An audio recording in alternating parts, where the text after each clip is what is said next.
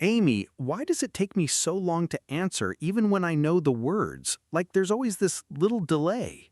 Oh, Alex, I know exactly what's happening. You're translating in your head first, and that little delay is costing you so much fluency. Wait, isn't translating how everyone learns a language? Think in my language, then convert it to English. That's how most people start, sure, but if you stay in that habit forever, you'll always feel one step behind in every conversation. Today, we're breaking that habit for good. Okay, I'm ready. Let's fix this delay. First, let's understand why translating slows you down. Every time you translate, your brain does three jobs instead of one: understand your language, search for the English match, then rebuild the sentence. Oh, wow. When you say it like that, no wonder I feel exhausted after long conversations. Exactly. It's like carrying groceries in three separate trips instead of just using one big bag. So much extra, unnecessary effort. Okay, so how do I go straight to one bag? How do I think directly in English? First trick, connect words to pictures, not to your own language. When you see a cup, don't translate the word for cup, just look at the cup and think cup directly. But what if I don't know the English word yet? Then picture the object and word together as one thing. Like when a baby learns their first language, nobody translates for them, they just connect the sound directly to the object. Oh, so I should build English memories the same way. Object plus word, no middle step. Exactly, Alex. Skip the middleman completely. Okay, what's trick two? Trick 2, create a daily English bubble. Pick just 10 minutes a day where you force yourself to think only in English, no translating allowed, even if your thoughts come out simple or broken. Wait, what if I don't know a word during that bubble time? Just describe around it. Instead of translating umbrella, say the thing that protects you from rain.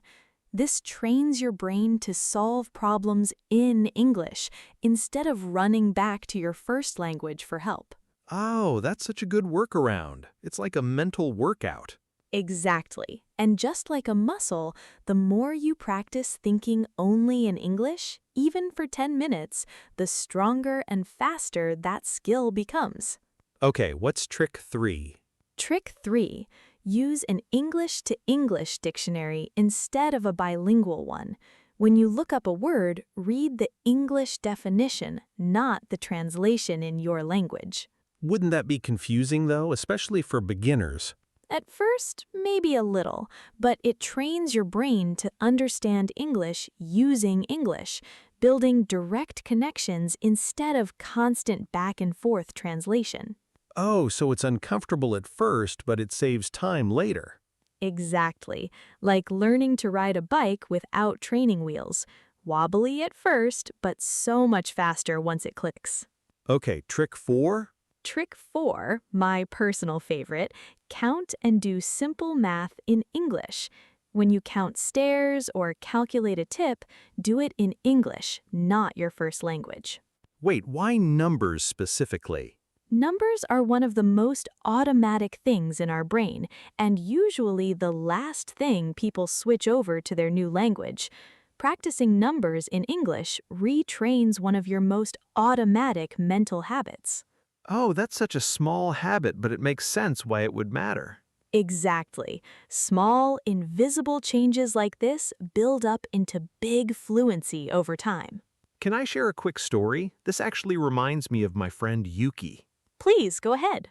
So Yuki used to translate every single sentence in her head, and conversations were honestly exhausting for her. She'd fall behind constantly. That sounds so stressful. I really feel for her. Right? But she started doing this thing where she'd describe her whole morning routine in English, out loud, while getting ready. I'm brushing my teeth. I'm making coffee. No translating, just direct English. Well, that's basically her own personal English bubble. Exactly. And after a few months, she told me something wild. She actually started dreaming in English. Oh, that's such a huge milestone, Alex. Dreaming in a language usually means your brain has truly started thinking in it directly, without translating. That's what she said too. She said the delay just slowly disappeared, and conversations finally started feeling natural instead of exhausting. That's the whole goal today. The delay isn't a permanent part of you, Alex. It's just a habit, and habits can absolutely be retrained. I love that. So it's not about knowing more words, it's about connecting to the words I already know faster. Exactly, Alex.